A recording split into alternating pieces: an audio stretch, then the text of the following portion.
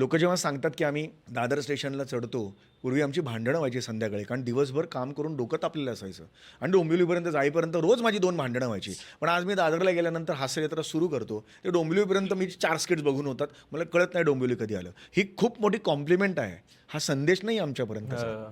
मला जेव्हा लोकं सांगतात, की मी आधी मला टक्कल होतं, तर मला प्रचंड चिडवायची लोकं, मला राग यायचा. पण मी तुमचं स्किट बघितल्यावर तुम्ही ज्या स्वतःवरचे विनोद खेळकर पद्धतीने घेता, मला आता गरजच नाही. मला नाही वाटत. मी असाच फिरतो. मी नाही खोटे विग-बिग लावत. ही खूप मोठी कॉम्प्लिमेंट आहे आमच्या सगळ्यांसाठी.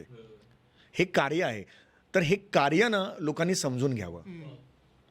विनोद लोकांना करू द्यावे. हां, जसं त्यांच्या पण काही जबाबदाऱ्या आहेत, तशा एक कलावंत म्हणून आमच्याही जबाबदाऱ्या आहेत. विनोदाला एक पर्टिक्युलर लिमिट क्रॉस नाही केली पाहिजे त्यांनी. फाजील असला तरी चालेल विनोद, तो अश्लील नसला पाहिजे. पर्सनल गोष्टींवर बोलणारा नसला पाहिजे विनोद तो, किंवा पर्सनल व्यंगावर बोलणारा नसला पाहिजे.